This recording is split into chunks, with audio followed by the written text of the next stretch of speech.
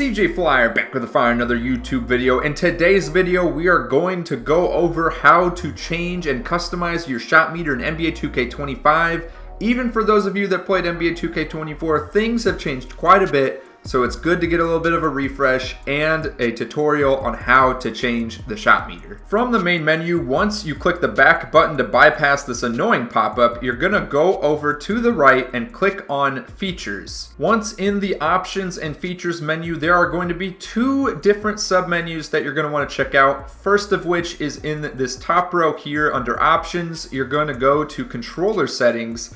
And now you see a list of different shot timing and shot meter visualization options. The first one you want to check out is the shot timing profile. If you go ahead and click X on the PlayStation or A on the Xbox, you can go through this list. There's difficulty based, real player percentage, low risk reward, normal risk reward, and high risk reward. Now if you select real player percentage, the shot meter is completely irrelevant, but any of these other four options can use the shot meter if that is what you prefer. For now, we're going to leave this on difficulty based.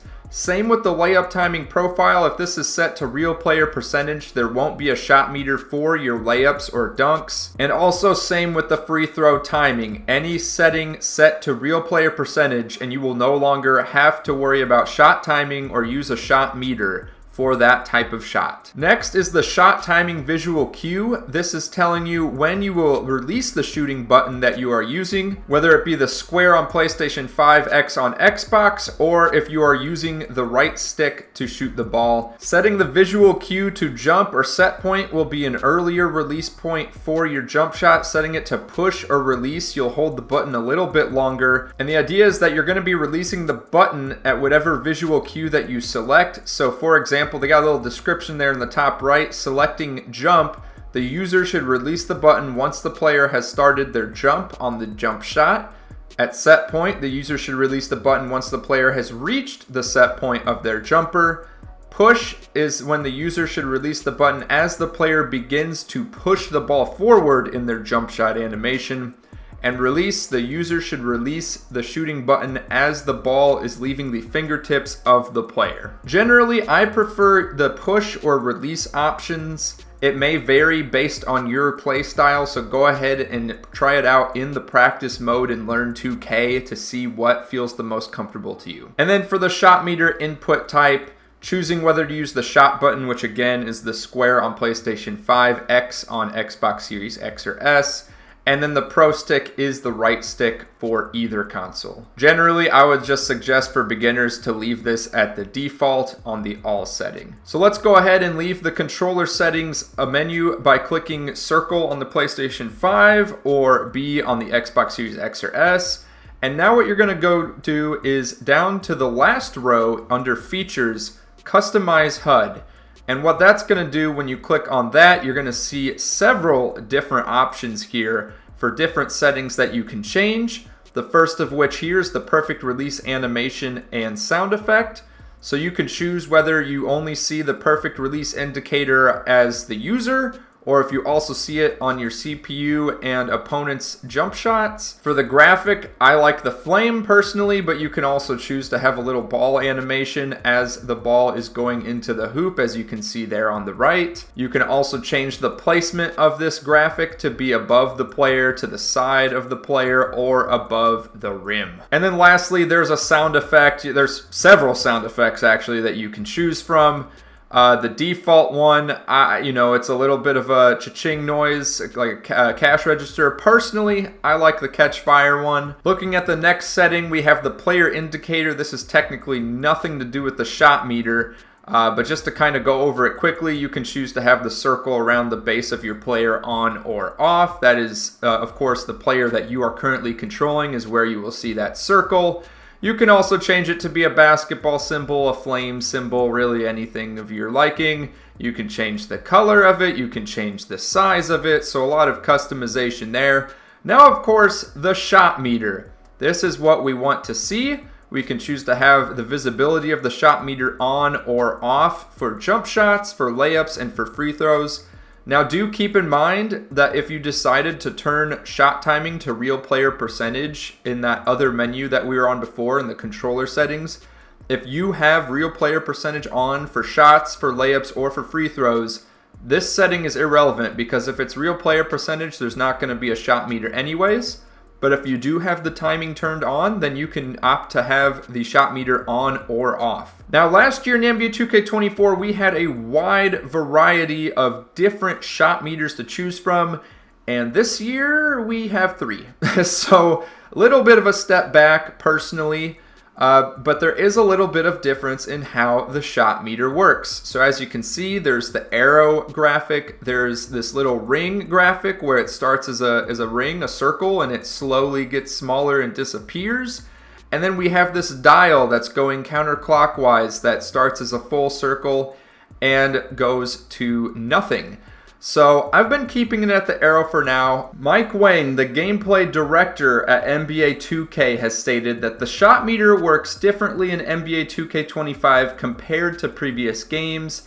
There are 3 options to choose from: the arrow, the ring, and the dial. Rather than freezing when you release the shot button, all of the meters animate from beginning to end in sync with the ideal time to release the button. Think of it more as a timeline of the shot animation rather than a traditional meter. The ideal time to release the button is the exact frame the meter disappears from your screen. It'll make more sense when you try it. One of the main benefits of this change is that shot meters are much more accurate online, so you no longer need to compensate for latency when you're shooting your shots, layups, or free throws online. So when you're practicing with your shot meters in practice mode, in gameplay, that's what you need to keep in mind. The shot meter does not disappear any faster or slower other than if the animation is different. It doesn't matter when you release the button, the shot meter speed will be the same with the same jump shot animation.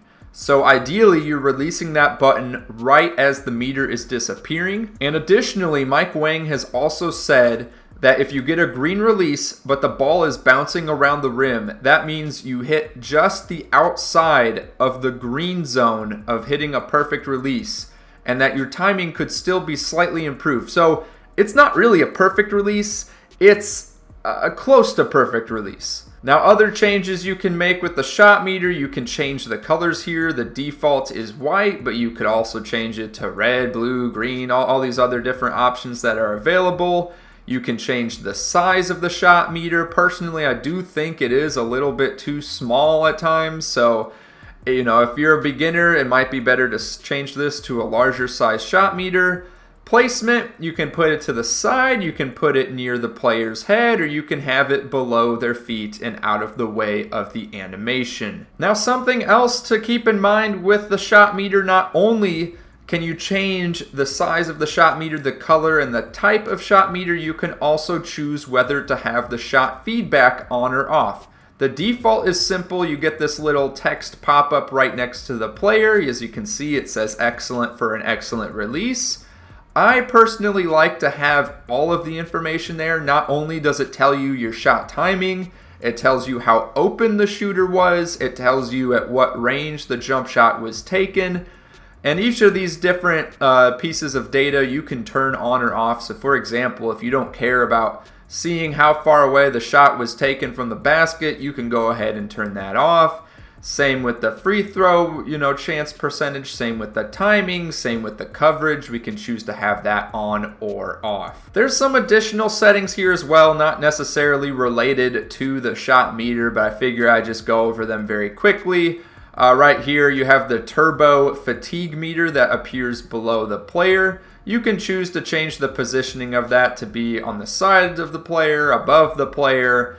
Totally up to you. You can change the size of that meter. It's basically showing you, how many turbos you have left, how much fatigue your player has, how much stamina they have, and you can choose to turn on or off all kinds of settings there. With the injury fatigue icon, that being the little Gatorade cup that you see right now to the bottom left of Embiid, you can choose to have that on or off. You can choose to change it from the left to the right side to above the player's head. And then last but not least, the takeover icon. That is something else you can have on or off. It's currently on the left side of Embiid, the little race flag, and you can choose to reposition that anywhere you would like as well. And then last but not least, the ball handler text, that of course being Embiid's name, appearing below the player model. You can choose to have the ability icon on or off. You can choose to have it just show Embiid's name. You can have their name in position. You can have the number in position. Totally up to you. I usually just leave this on default, but it may be personal preference for you to change it to something else. Now, if you're in the middle of a play now game and you go out here and let's just, for example, I'm doing this live, we take a jump shot with Luka Doncic and let's say, oh, I really don't like that shot meter. You can, in fact, access the menu within the game. So if you pause, you scroll to the right and go to Options, scroll down to Controller Settings. That's where you can change the shot timing visual cue. You can change whether the free throw, the layups, and the shot timing is difficulty-based, real player percentage, so on and so forth. And then additionally, you can go down to Customize HUD, and you're brought right back to this same menu that we were at before. So you can go ahead, change your shot meter. Let's say, for example, I want to make the size a bit larger. I want it to be green. I want to use the dial. So let's go ahead, change all that. And now we're back into the game. And now that we have possession here, we're going to run down the court with Kyrie, take a contested jump shot. And you can see there is the new meter that we have now set. Now do keep in mind that this option to customize the HUD mid-game, it's not available in every game mode. In fact, if we go now to Learn 2K and we go into Freestyle and start up a Freestyle mode here with the Mavericks, if I pause the game and I scroll to Options, although I can access the controller settings where I can change, the shot timing visual cue, the timing profile for shots and layups, I can't actually customize the HUD in here. I don't know why that this option is missing. In a mode like Freestyle, where it's very common to test out your jump shot, test out different players' animations, not really sure why it's missing from here, but you can change it in Play Now offline games and other game modes as well. It just may not be available in every game mode. That being said, those are the basics of the shot meter, how to change your shot meter, how to change the timing cue, and how to change some other aesthetics as well. Let me know in the comments if you have any other questions regarding the shot meter, and also let me know any other tutorial videos that you would be interested in seeing for NBA 2K25. Click the video on your screen now for some more NBA 2K25 content.